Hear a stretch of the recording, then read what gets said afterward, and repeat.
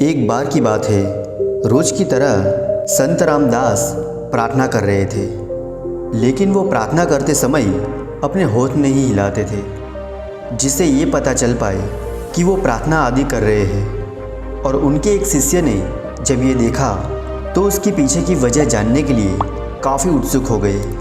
उत्सुकता के साथ वो शिष्य एक दिन संत रामदास के पास गया और बोला कि गुरुजी, जब हम प्रार्थना करते हैं तो होठ हिलते हैं, लेकिन जब आप प्रार्थना करते हैं तो होठ नहीं हिलते। आमतौर पर जब आप कुछ बोलते हैं तो होठों में थोड़ा सा कंपन आता है, चेहरे पर कुछ बोलने का भाव नज़र आता है, लेकिन प्रार्थना करते समय ऐसा नहीं होता। आखिर ऐसा क्यों? कृपया करके इसके पीछे का कारण बताइए।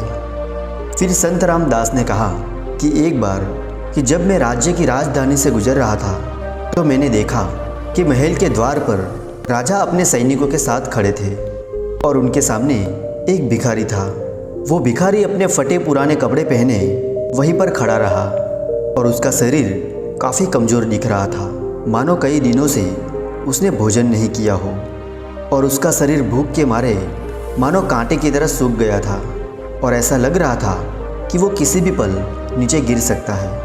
और उसके पूरे शरीर में आंखें ही बहुत सी चमक रही थी। तभी राजन उसके पास आए और पूछा कि तुम्हें क्या चाहिए। फिर वो भिखारी ने अपनी कमज़ोर आवाज़ में जवाब दिया कि राजन, मुझे क्षमा करें, किंतु मैं आपसे एक बात कहना चाहता हूँ। मैं इतनी देर से इस हाल में आपके द्वार पर सहायता की आस लगाकर खड़ा हूँ। अगर मेरा हाल देखकर आप नहीं समझ पा रहे तो मुझे नहीं लगता कि मुझे बताने की कोई ज़रूरत है। और आखिर बताने के लिए बचा ही क्या है राजन? आप मेरी हालत को देखिए।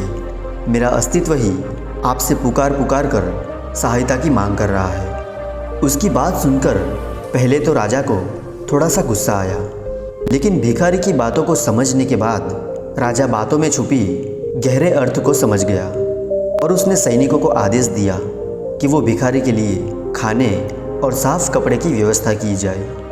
फिर संत रामदास ने शिष्य से कहा कि उस घटना से मैंने यह सबक सीखा कि उस राजा की तरह ईश्वर भी हमारे हाल को देखकर सब कुछ जान जाते हैं कि हमें क्या चाहिए, हमें क्या तकलीफ़ है और हम क्या पाना चाहते हैं। इसलिए मैंने उस दिन से बोल बोल कर प्रार्थना करना बंद कर दिया और मैं बस भगवान के द्वार पर खड़ा होकर उनकी सच्ची भक्ति करता हूँ और मन ही मन में उन्हें अपनी तकलीफ़ों के बारे में बताता हूँ, और मैं जो पाना चाहता हूँ वो उसे मैं भगवान को बताता हूँ। गुरुजी की इस बात को सुनकर शिष्य के मन में एक और सवाल उठ गया और उस शिष्य ने उत्साहित होकर पूछा कि गुरुजी, एक बात बताइए कि प्रार्थना करने का उद्देश्य क्या होना चाहिए। संत रामदास ने मुस्कुराते हुए जवाब दिया कि प्रार्थना का उद्देश्य ईश्वर में सच्ची आस्था को मजबूत करना होना चाहिए। इसीलिए तुम ईश्वर के लिए जो भी करो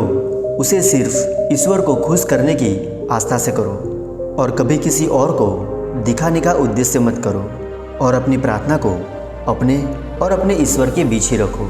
अगर तुम्हारी आस्था मजबूत होगी तो ईश्वर तुम्हारी प्रार्थना को ज़रूर पूरा करेंगे, लेकिन अगर आस्था कमज़ोर होगी तो तेज़ तेज़ चिल्लाने से प्रार्थना करने का भी कोई फ़ायदा नहीं। तो दोस्तों, कैसी लगी कहानी आपको कमेंट सेक्शन में ज़रूर बताइएगा, और अगर इस चैनल पर नए हो तो चैनल को सब्सक्राइब भी ज़रूर कर लीजिएगा। तो मिलते हैं ऐसी ही एक कहानी में, तब तक के लिए अपना ध्यान रखें।